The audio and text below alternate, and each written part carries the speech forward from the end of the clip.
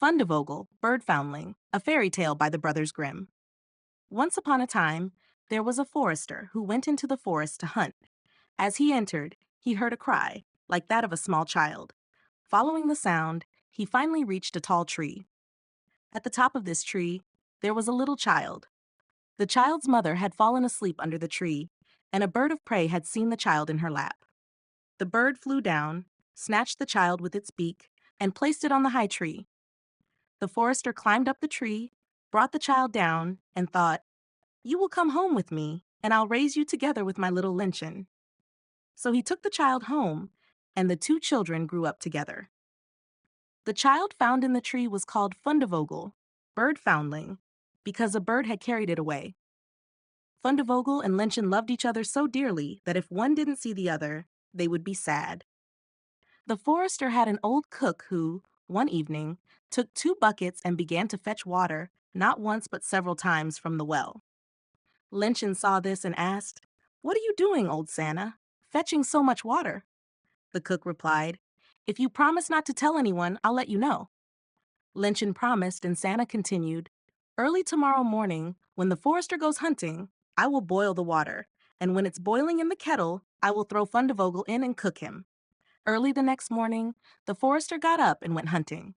The children were still in bed. Lynchen said to Fundevogel, "If you promise never to leave me, I will never leave you." Fundevogel replied, "Never now, nor ever." Lynchen then said, "I'll tell you, old Santa carried so many buckets of water last night that I asked her why she was doing it. She said if I would promise not to tell anyone, she would tell me. So I promised, and she told me that early this morning, after Father had gone hunting, she would boil a kettle full of water, throw you into it, and cook you. We must get up quickly, dress, and leave together." So the two children got up, dressed quickly, and left. When the water in the kettle was boiling, the cook went to fetch Fundevogel from the bedroom to throw him in. But when she came in and went to the beds, both children were gone. She was terrified and thought, "What will I say when the forester comes home and finds the children gone? We must find them immediately." The cook sent 3 servants to run and catch the children. The children were sitting outside the forest, and, seeing the 3 servants from afar, Lynchen said to Fundevogel, "If you never leave me, I will never leave you." Fundevogel replied, "Never now, nor ever." Lynchen then said, "Become a rose bush, and I will be the rose on it." When the 3 servants arrived at the forest, they saw nothing but a rose bush with 1 rose on it, and the children were nowhere to be found. They returned and told the cook that they had seen nothing but a little rose bush with a rose on it. The old cook scolded them, "You simpletons! You should have cut the rose bush in half and brought the rose home with you. Go and do it now." So the servants had to go out and search again. The children saw them coming from a distance. Lynchen said, "Fundevogel, if you never leave me, I will never leave you." Fundevogel replied, "Never now, nor ever." Lynchen said, "Then become a church, and I will be the chandelier inside." When the 3 servants came, they saw nothing but a church with a chandelier in it. They said to each other, "What can we do here? Let's go home." When they returned, the cook asked if they had found the children. They replied no, they had only found a church with a chandelier inside. The cook scolded them again. "You fools, why didn't you tear down the church and bring the chandelier home?" The old cook decided to go herself, with the 3 servants, to chase after the children. The children saw them coming from afar, with the cook waddling behind. Lynchen said, "Fundevogel, if you never leave me, I will never leave you." Fundevogel replied, "Never now, nor ever." Lynchen said, "Become a pond, and I will be the duck swimming on it." When the cook reached the pond, she lay down beside it and tried to drink it dry. But the duck swam quickly to her, grabbed her head with its beak, and pulled her into the water. The old witch drowned. The children returned home together, happy and relieved, and if they have not died, they are still alive today. King Thrush, a fairy tale by the Brothers Grimm. There was once a king who had a daughter so extraordinarily beautiful that her beauty surpassed all others. However, she was also incredibly proud and arrogant, and no suitor was ever good enough for her. She turned each one away with scorn and ridicule. One day, the king decided to host a grand festival and invited all the eligible bachelors from far and wide. They were all arranged in a line according to their rank and status. First came the kings, then the dukes, followed by the princes, counts, barons, and lastly the nobles. The king's daughter was led through these rows of men, but she found something wrong with every one of them. One was too fat. "The wine cask," she exclaimed. Another was too tall. "Long and lanky can't walk properly." The third was too short. "Short and stout lacks clout." The fourth was too pale. "The pale death." The fifth too red. "The fighting cock." The sixth wasn't straight enough. "Green wood dried behind the stove." And so she had a derogatory remark for each of them, especially mocking a good king who stood near the top of the line and had a slightly crooked chin. "Look," she laughed, "he has a chin like a thrush's beak." From that moment, he was nicknamed King Thrushbeard. The old king, seeing that his daughter did nothing but mock everyone and rejected all the suitors who had gathered, became very angry. He swore that she would marry the very first beggar who came to his door. A few days later, a minstrel came and sang under the windows, hoping to earn a small alms. When the king heard him, he said, "Let him come up." The minstrel, dressed in dirty, ragged clothes, came in and sang before the king and his daughter. When he finished, he asked for a small gift. The king said, "Your song has pleased me so well that I will give you my daughter as your wife." The king's daughter was horrified, but the king said, "I have sworn an oath to give you to the first beggar who comes, and I will keep it." No argument could change his mind, and the priest was brought in. She had to marry the minstrel on the spot. When the ceremony was over, the king said, "It is not proper for you as a beggar's wife to stay in my palace any longer. You must go away with your husband." The beggar man led her away by the hand, and she was forced to walk away on foot with him. As they entered a large forest, she asked, "Who owns this beautiful forest?" "It belongs to King Thrushbeard. If you had married him, it would have been yours."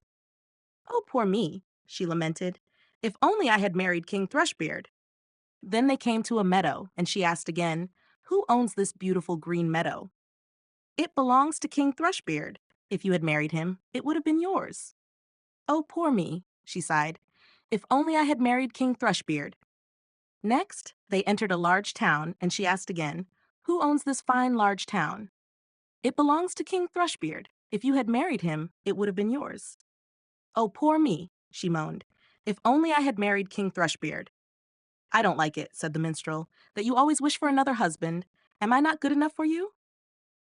Finally, they arrived at a tiny hut, and she said, "Oh God, what a small house! To whom does this miserable little house belong?" The minstrel answered, "That is my house and yours, where we shall live together." She had to stoop to enter through the low door. "Where are the servants?" asked the king's daughter. "What servants?" replied the beggar man. "You must do what you need to have done. Go make a fire at once and set some water to cook my supper. I am very tired." But the king's daughter knew nothing about making fires or cooking, and the beggar man had to help with everything to get anything done at all. When they had eaten their meager meal, they went to bed. The next morning, he forced her to get up very early to tend to the house. For a few days, they lived in this way as best they could and used up all their provisions. Then the man said, "Wife, we cannot go on any longer living here and earning nothing. You will have to weave baskets." He went out, cut some willows, and brought them home. She began to weave, but the tough willows hurt her delicate hands. "I see this will not work," said the man. "You had better spin. Perhaps you can do that better." She sat down and tried to spin, but the hard thread soon cut her soft fingers until the blood ran down. "See," said the man, "you are fit for no kind of work. I have made a poor bargain with you. Now I will try to trade in pots and earthenware.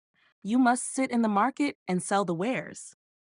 Alas, she thought, if any of the people from my father's kingdom come to the market and see me sitting there selling, how they will mock me. But it was of no use. She had to agree unless she wanted to starve. At first, things went well because people were happy to buy the woman's wares because she was beautiful. They paid her what she asked, and many even gave her the money and left the pots with her as well. So they lived on what she had earned until it was all used up. Then her husband bought a lot of new crockery. She sat down with it at the corner of the market and arranged it all around her for sale. But suddenly, a drunken hussar came galloping along and rode right through the pots, smashing them into 1,000 pieces. She began to cry and did not know what to do out of fear. "Alas, what will happen to me?" she cried. "What will my husband say to this?" She ran home and told him of the misfortune. "Who would sit at the corner of the market with crockery?" said the man. "Stop crying. I see very well that you are not fit for any ordinary work. So I have been to our king's palace and asked if they could find a place for a kitchen maid, and they have promised to take you. In that way, you will get your food for free." The king's daughter became a kitchen maid and had to help the cook and do the dirtiest work. She fastened a little jar to each of her pockets to bring home her share of the leftovers, and they lived on this. It happened that the wedding of the king's eldest son was to be celebrated. The poor woman went up and placed herself by the door of the hall to watch. When all the candles were lit, and each person more beautiful than the other entered, and everything was full of pomp and splendor, she thought of her plight with a sad heart, and cursed the pride and arrogance that had humbled her and brought her to such poverty. The smell of the delicious dishes being carried in and out reached her, and sometimes the servants threw her a few morsels. She put these in her jars to take home. Suddenly, the king's son entered, dressed in velvet and silk with gold chains around his neck. When he saw the beautiful woman standing by the door, he seized her by the hand and wanted to dance with her.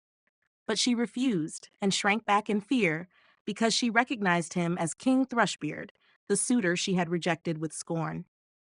Her resistance was futile. He drew her into the hall. But the string by which her pockets were hung broke, and the pots fell down, spilling the soup and scattering the scraps all around. When the people saw this, there was general laughter and derision, and she was so ashamed that she wished she were 1,000 fathoms below the ground. She ran to the door to escape, but on the stairs a man caught her and brought her back. When she looked at him, she saw it was King Thrushbeard again. He spoke kindly to her. "Do not be afraid. I and the fiddler who lived with you in that wretched hut are the same. Out of love for you, I disguised myself. I was also the hussar who rode through your crockery. All this was done to humble your proud spirit and punish you for the insolence with which you mocked me." Then she wept bitterly and said, "I have done great wrong and am not worthy to be your wife." But he said, "Be comforted. The evil days are over. Now we will celebrate our wedding." The maids-in-waiting came and dressed her in the most splendid clothes. Her father and his entire court came and wished her happiness in her marriage with King Thrushbeard, and the real joy began. I wish you and I had been there too. 53. Snow White. Once upon a time, in the middle of winter, when the snowflakes were falling like feathers from the sky, there sat a queen at a window with a frame of black ebony, sewing. And as she sewed and looked up at the snow, she pricked her finger with the needle, and 3 drops of blood fell into the snow. And because the red looked so beautiful against the white snow, she thought to herself, "If only I had a child as white as snow, as red as blood, and as black as the wood in this frame." Soon after, she gave birth to a little daughter who was as white as snow, as red as blood, and as black-haired as ebony, and therefore she was named Snow White.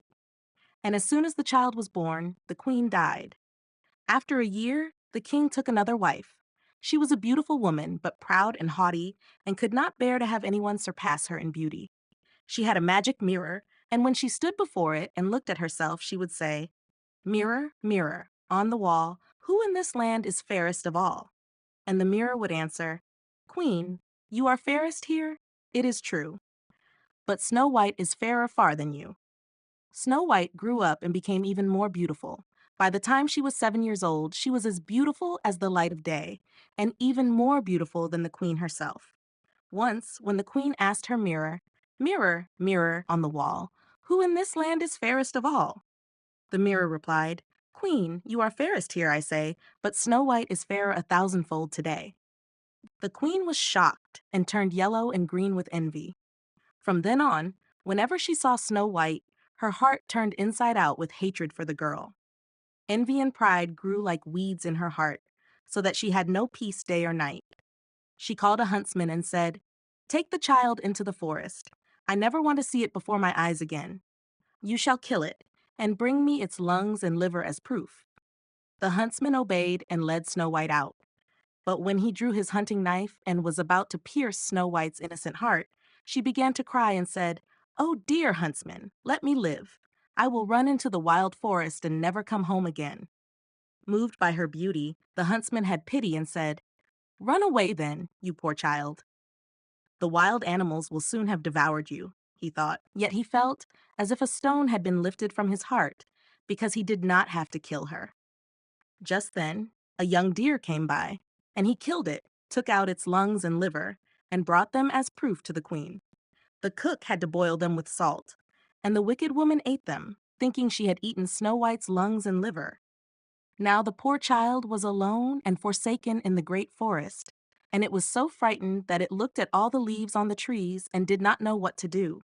It began to run and ran over sharp stones and through thorns, and wild animals passed by it, but did not harm it. It ran as long as its feet could carry it, until it was almost evening, when it saw a small cottage and went inside to rest. Everything in the cottage was small but so neat and tidy that it is hard to describe. There was a small table set with 7 little plates, each with its spoon, furthermore 7 knives and forks, and 7 little cups. Against the wall were 7 small beds lined up side by side, covered with snow white sheets. Snow White, being so hungry and thirsty, ate a little bit of vegetables and bread from each plate, and drank a drop of wine from each cup, so as not to take everything from one alone. Afterward, because she was so tired, she lay down in one of the beds, but none of them suited her. One was too long, the other too short, until finally the 7th was just right, and there she lay down, commended herself to God, and fell asleep. When it had become completely dark, the owners of the cottage came home. They were the 7 dwarfs who mined and dug for ore in the mountains. They lit their 7 little candles, and as the cottage became bright, they saw that someone had been there, for not everything was in the same order as they had left it. The first one said, "Who has been sitting on my stool?" The second, "Who has eaten from my little plate?" The third, "Who has taken some of my bread?" The fourth, "Who has eaten from my vegetables?" The fifth, "Who has used my fork?" The sixth, "Who has cut with my knife?" The seventh, "Who has drunk from my cup?" Then the first one looked around and saw that there was a little hollow in his bed, and he said, "Who has been lying in my bed?" The others ran over and cried out, "Someone has been in mine too." But the 7th, when he looked at his bed, saw Snow White lying there asleep. Now he called the others, who came running and exclaimed in astonishment, fetched their 7 little candles, and illuminated Snow White. "Oh, my goodness! Oh, my goodness!" they cried. "What a beautiful child!" They were so happy that they did not wake her, but let her continue to sleep in the bed. The 7th dwarf, however, slept with his companions, an hour at a time, until the night was over. When morning came, Snow White woke up, and when she saw the 7 dwarfs, she was frightened. However, they were friendly and asked, "What is your name?" "I am called Snow White," she answered. "How did you come into our house?" continued the dwarfs. Then she told them that her stepmother had wanted to have her killed, but the huntsman had spared her life, and she had run the whole day until she had finally found their cottage. The dwarfs said, "Will you take care of our house, cook, make beds, wash, sew, and knit? And will you keep everything orderly and tidy? If so, you can stay with us, and you shall want for nothing." "Yes," said Snow White, "with all my heart," and she stayed with them. She kept the house in order. In the morning, they went to the mountains and searched for ore and gold, and in the evening they came home again and their food had to be ready. During the day, the girl was alone, and the kind dwarfs warned her and said, "Beware of your stepmother. She will soon know that you are here. Let no one in." But the queen, believing she had eaten Snow White's lungs and liver, thought no differently than that she was once again the first and fairest of all, approached her mirror and said, "Mirror, mirror on the wall, who is the fairest of them all?" The mirror answered, "Queen, you are the fairest here, but Snow White over the mountains with the 7 dwarfs is 1,000 times fairer than you." She was frightened, for she knew the mirror spoke no falsehood, and realized the huntsman had deceived her. and Snow White was still alive. And she pondered anew how she might kill her, for as long as she was not the fairest in the land, envy gave her no rest. And when she finally had an idea, she disguised her face and dressed as an old peddler woman, becoming completely unrecognizable. In this guise, she went over the 7 mountains to the 7 dwarfs, knocked on the door, and called out, "Fine wares for sale! For sale!" Snow White looked out of the window and said, "Good day, dear woman. What do you have to sell?" "Good wares, fine wares," she answered, "laces of all colors," and pulled out one made of colorful silk. "I can let the honest woman in," thought Snow White, unlocked the door, and bought herself the pretty lace. "Child," said the old woman, "how you look! Come, I shall lace you up properly." Snow White had no suspicions, stood before her, and let herself be laced up with the new lace. But the old woman laced quickly and tightly, so that Snow White could not breathe and fell down as if dead. "Now you have been the fairest," she said, and hurried away. Not long after, at evening time, the 7 dwarfs came home, but how shocked they were to find their dear Snow White lying on the ground, and it did not stir or move, as if dead.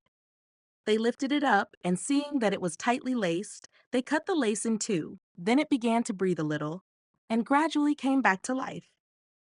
When the dwarfs heard what had happened, they said, "The old peddler woman was none other than the wicked queen. Beware and let no one in when we are not with you." But the evil woman, when she had come home, went before her mirror and asked, "Mirror, mirror, on the wall, who is the fairest of them all?"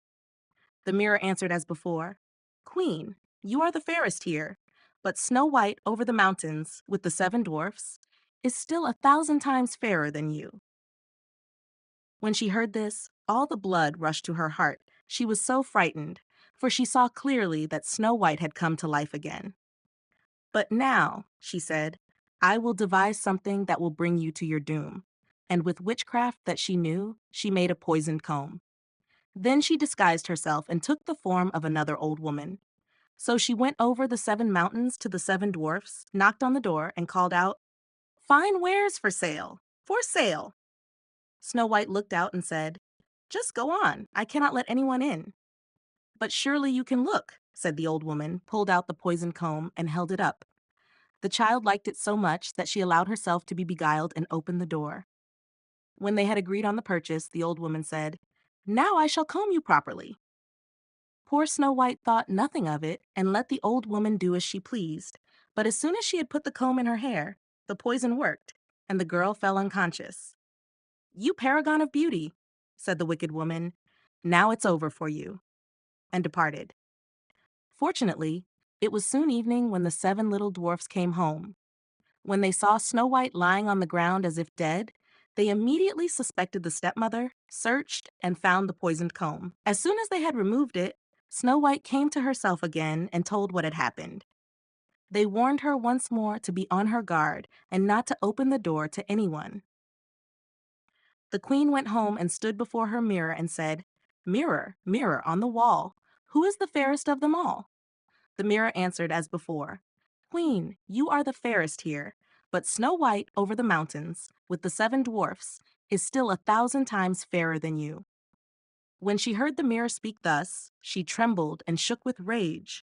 "Snow White shall die," she cried, "even if it costs me my own life." With that, she went into a completely hidden, solitary chamber where no one came, and there she made a poisonous apple.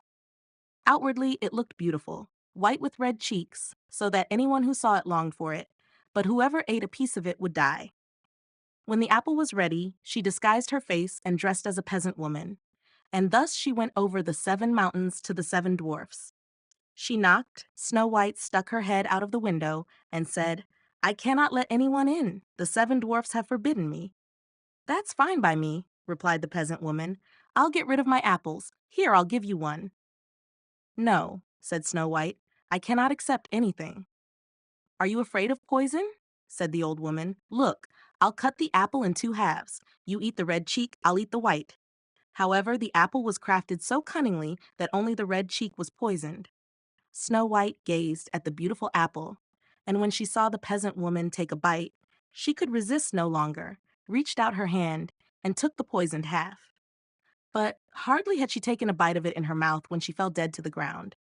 The queen looked at her with a ghastly stare, laughed aloud, and said, "White as snow, red as blood, black as ebony. This time the dwarfs cannot awaken you again." And when she asked the mirror at home, "Mirror, mirror, on the wall, who is the fairest of them all?" it finally answered, "Queen, you are the fairest in the land." Then her jealous heart found peace, as well as a jealous heart can find peace. When the dwarfs came home in the evening, they found Snow White lying on the ground, and no breath came out of her mouth anymore. She was dead. They lifted her up, searched for anything poisonous, cut her laces, combed her hair, washed her with water and wine, but all to no avail. The dear child was dead and remained dead. They laid her on a bier, and all seven sat around it and mourned and wept for 3 days. Then they wanted to bury her, but she still looked so fresh like a living person and still had her beautiful red cheeks. They said, "We cannot bury her in the black earth," and had a transparent glass coffin made so that it could be seen from all sides, laid her inside, and wrote her name on it in golden letters, and that she was a king's daughter. Then they set the coffin out on the mountain, and one of them always stayed with it and watched over it. And the animals also came and wept for Snow White, first an owl, then a raven, finally a dove. Now Snow White lay for a long, long time in the coffin and did not decay, but looked as if she were asleep, for she was still as white as snow, as red as blood, and as black-haired as ebony. But it so happened that a prince came into the forest and came to the dwarf's house to spend the night there. He saw the coffin on the mountain and the beautiful Snow White inside, and read what was written on it in golden letters. Then he said to the dwarfs, "Let me have the coffin. I will give you whatever you want for it." But the dwarfs answered, "We will not give it away for all the gold in the world." Then he said, "Then give it to me as a gift, for I cannot live without seeing Snow White. I will honor and cherish her as my dearest." When he said this, the kind dwarfs felt pity for him and gave him the coffin. The prince had it carried away on the shoulders of his servants. Then it happened that they stumbled over a bush, and from the shaking, the piece of poisoned apple that Snow White had bitten into came out of her throat, and not long after, she opened her eyes, lifted the lid off the coffin, and sat up, and was alive again. "Oh God, where am I?" she cried. The prince said joyfully, "You are with me," and told her what had happened and said, "I love you more than anything in the world. Come with me to my father's castle. You shall become my wife." Then Snow White was fond of him and went with him, and their wedding was arranged with great splendor and glory. At the feast, however, Snow White's wicked stepmother was also invited. When she had dressed herself in beautiful clothes, she stood before the mirror and said, "Mirror, mirror, on the wall, who is the fairest of them all?" The mirror answered, "Queen, you are the fairest here, but the young queen is 1,000 times fairer than you." Then the evil woman uttered a curse, and she was so afraid, that she did not know what to do. At first, she did not want to come to the wedding at all, but it did not leave her in peace. She had to go and see the young queen. And when she entered, she recognized Snow White and stood there paralyzed with fear and could not move. But iron shoes were already placed over glowing coals and were brought in with tongues and placed before her. Thereupon she had to step into the red-hot shoes and dance until she fell dead to the ground. 54. The knapsack, the hat, and the little horn. Once there were 3 brothers who had fallen deeper and deeper into poverty, until finally they suffered hunger and had nothing to bite or break. They said, "This cannot continue like this. It is better to go into the world and seek our fortune." So they set out and had already traveled far and wide, but luck had not yet come their way. One day they arrived in a large forest, and in the middle of it was a mountain, and as they approached, they saw that the mountain was entirely made of silver. The eldest brother said, "Now I have found the desired luck and desire no greater." He took as much silver as he could carry, then turned around and went back home. But the other 2 brothers said, "We desire a little more from luck than just silver," and did not touch it, continuing on their way. After a few more days of traveling, they came to a mountain that was entirely made of gold. The second brother stood there, pondered, and was uncertain. "What should I do?" he said. "Should I take enough gold to last me my whole life? Or should I continue onward?" Finally, he made a decision, filled his pockets with as much as they could hold, bid farewell to his brother, and went home. However, the third brother said, "Silver and gold do not move me. I will not abandon my luck. Perhaps something better is destined for me." He continued onward, and, after 3 days of walking, he entered a forest that was even larger than the previous ones and seemed to have no end. Finding nothing to eat or drink, he was close to starving. He climbed a tall tree to see if he could spot the end of the forest from above. But as far as his eye could see, there was nothing but the tops of the trees.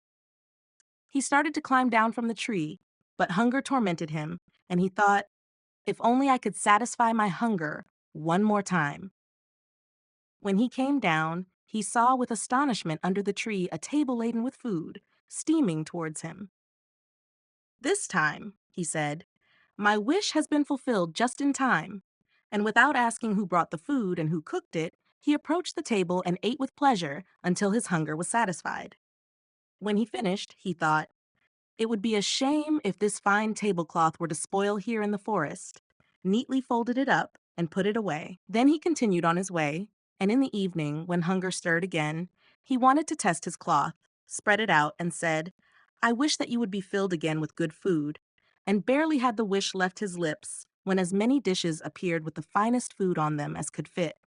"Now I understand," he said, "in whose kitchen food is cooked for me. You shall be dearer to me than the mountain of silver and gold." For he realized that it was a magic tablecloth.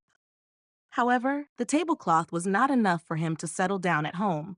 He preferred to continue wandering the world and try his luck further. One evening, he met in a lonely forest a charcoal burner covered in black dust, burning charcoal, and had potatoes cooking by the fire for his meal. "Good evening, you blackbird," he said. "How are you in your solitude?" "One day like the other," replied the charcoal burner, "and potatoes every evening, if you feel like it and want to be my guest." "Thank you," replied the traveler. "I won't take your meal away. You weren't expecting a guest, but if you're willing to make do with me, you shall be invited." "Who will set the table for you?" said the charcoal burner. "I see that you have nothing with you, and there is no one within a few hours' radius who could give you anything." "And yet it shall be a meal," he replied, "as good as you have never tasted before." With that, he took his little cloth from the knapsack, spread it on the ground, and said, "Cloth, set the table." Immediately, there appeared boiled and roasted dishes, as warm as if they had just come from the kitchen. The charcoal burner stared in amazement, but did not need much convincing. He reached out and pushed larger and larger bites into his black mouth. After they had finished eating, the charcoal burner chuckled and said, "Listen, your cloth has my approval. It would be something for me in that forest where no one cooks anything good for me. I will propose a trade to you, as there hangs in the corner a soldier's knapsack, which is old and unremarkable, but holds wonderful powers. Since I no longer need it, I will give it to you for the cloth." "First, I must know what these wonderful powers are," he replied. "I will tell you," answered the charcoal burner. "When you tap it with your hand, a sergeant and 6 men appear each time, armed from head to toe, and they will carry out whatever you command." "Very well," he said. "If it must be so, then let us trade." He gave the cloth to the charcoal burner, took the knapsack off the hook, slung it over his shoulder, and bid farewell. After he had walked a piece of the way, he wanted to test the miraculous powers of his knapsack and tapped on it. Immediately, the 7 war heroes stood before him, and the sergeant said, "What does my lord and master command? Shall we march quickly to the charcoal burner and retrieve my wishcloth?" They turned left, and not long after, they brought back what was requested and took it from the charcoal burner without much questioning. He ordered them to withdraw, continued on his way, and hoped that luck would shine even brighter for him. At sunset, he arrived at another charcoal burner who was preparing his evening meal by the fire. "Would you like to eat with me?" said the sooty fellow. "Potatoes with salt, but without lard. Then sit down with me." "No," he replied. "This time you shall be my guest." He uncovered his cloth, which was immediately set with the finest dishes. They ate and drank together and were in good spirits. After the meal, the charcoal burner said, Up on the ridge beam lies an old worn-out hat, which has strange properties. If someone puts it on and turns it upside down on their head, the field snakes appear as if 12 were lined up side by side, and they shoot down everything so that no one can stand against them. The hat is of no use to me, and I would gladly exchange it for your tablecloth. That sounds promising, he replied, took the hat, put it on, and left his cloth behind. But hardly had he walked a piece of the way when he tapped on his knapsack, and his soldiers had to retrieve the cloth for him again. One thing leads to another, he thought, and it seems to me that my luck is not yet at an end. His thoughts had not deceived him. After he had walked another day, he came to a third charcoal burner who invited him, no differently than the others, to unrefined potatoes. However, he allowed him to eat with his wishcloth, and the charcoal burner liked it so much that he eventually offered him a little horn for it, which had even more extraordinary properties than the hat. When blown upon, all walls and fortifications would fall, and eventually all cities and villages would be leveled. He gave the charcoal burner the cloth in exchange for it, but later had his men reclaim it so that he finally had the knapsack, the hat, and the little horn together. Now, he said, I am a made man, and it is time for me to return home and see how my brothers are faring. When he arrived home, his brothers had built themselves a beautiful house with their silver and gold and lived in luxury. He entered their abode, but because he came dressed in a half-torn coat, with the shabby hat on his head and the old knapsack on his back, they did not recognize him as their brother. They mocked him, saying, You claim to be our brother, who scorned silver and gold and sought a better fortune for himself. Surely he would arrive in full splendor as a mighty king, not as a beggar. And they chased him out the door. He became furious, pounded on his knapsack until 150 men stood in ranks before him. He ordered them to surround his brother's house, and 2 were to take hazel rods and tan the hides of the 2 arrogant ones until they knew who he was. There was a great commotion. People gathered and wanted to aid the distressed ones, but they could do nothing against the soldiers. Finally, news of this reached the king, who became angry and sent a captain with his troops to drive the troublemaker out of the city. However, the man with the knapsack soon gathered a larger force, and they repelled the captain and his men so thoroughly that they had to retreat with bloody noses. The rascal who has run amok is still to be tamed, said the king, and the next day he sent out an even larger force against him, but they achieved even less. He deployed more people and, to expedite matters further, turned his hat around on his head a few times. Then the heavy artillery began to fire, and the king's men were defeated and put to flight. Now I will not make peace, he said, until the king gives me his daughter as my wife, and I rule the entire kingdom in his name. He announced this to the king, who said to his daughter, Necessity is a hard nut. What else can I do but do what he demands? If I want peace and to keep the crown on my head, I must give you away. So the wedding was celebrated, but the king's daughter was displeased that her husband was a common man who wore a shabby hat and carried an old knapsack. She would have liked to be rid of him and thought day and night how she could accomplish this. Then she thought, could his miraculous powers possibly be in the knapsack? She pretended and caressed him, and when his heart softened, she said, If only you would discard that wretched knapsack. It detracts so much from your appearance that I am ashamed of you. My dear child, he replied, this knapsack is my greatest treasure. As long as I have it, I fear no power in the world. And he revealed to her the miraculous powers with which it was endowed. Upon hearing this, she embraced him as if she wanted to kiss him, but deftly took the knapsack off his shoulder and ran away with it. Once alone, she tapped it and commanded the soldiers to arrest her former husband and escort him out of the royal palace. They obeyed, and the deceitful woman sent even more people after him, intending to chase him completely out of the country. He would have been lost if he did not still have the little horn. As soon as his hands were free, he blew into it with all his might. Immediately, everything began to collapse. Walls, fortifications, cities, and villages, and it struck down the king and the king's daughter. And if he had not put down the horn and blown just a little longer, everything would have been overturned, and not a stone would have remained upon another. No one dared resist him any longer, and he seated himself as king over the entire kingdom. 55. Rumpelstiltskin. Once upon a time, there was a miller who was poor, but he had a beautiful daughter. It happened that he came to speak with the king, and to give himself importance, he said to him, "I have a daughter who can spin straw into gold." The king said to the miller, "That is a skill that I find very pleasing. If your daughter is as skilled as you say, bring her to my castle tomorrow, where I will put her to the test." When the girl was brought to him, he led her into a chamber that was completely filled with straw, gave her a spinning wheel and spindle, and said, "Now get to work. And if by early morning you have not spun this straw into gold, you must die." Then he locked the chamber himself, and she was left alone.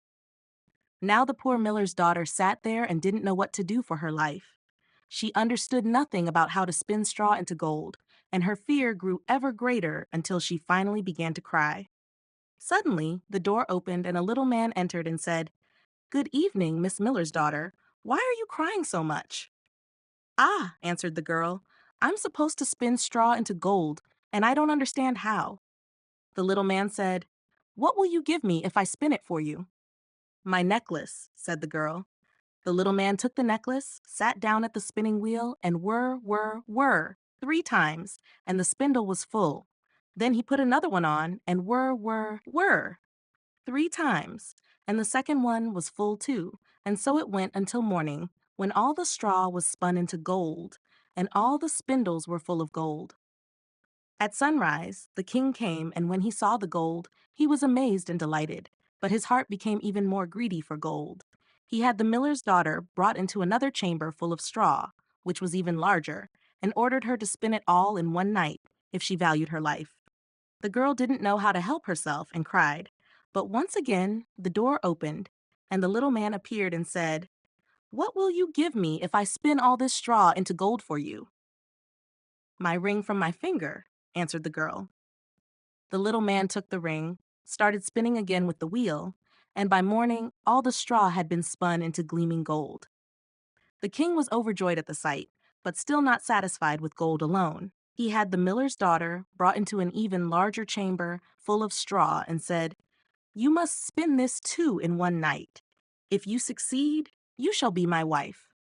Even if she is a miller's daughter, he thought, I will not find a richer woman in the whole world. When the girl was alone, the little man appeared for the third time and said, "What will you give me if I spin the straw for you this time?"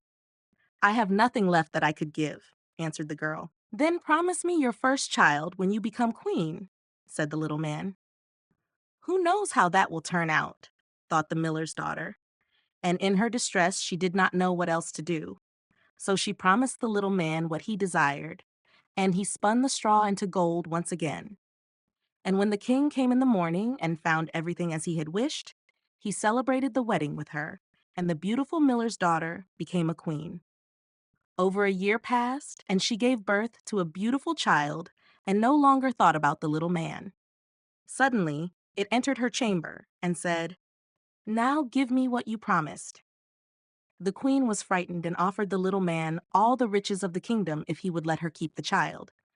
But the little man said, "No, something living is dearer to me than all the treasures of the world." Then the queen began to wail and weep so much that the little man took pity on her. "I will give you 3 days' time," he said. "If by then you know my name, you shall keep your child." Now the queen thought all night long about all the names she had ever heard, and sent a messenger across the land to inquire far and wide for any other names that might exist.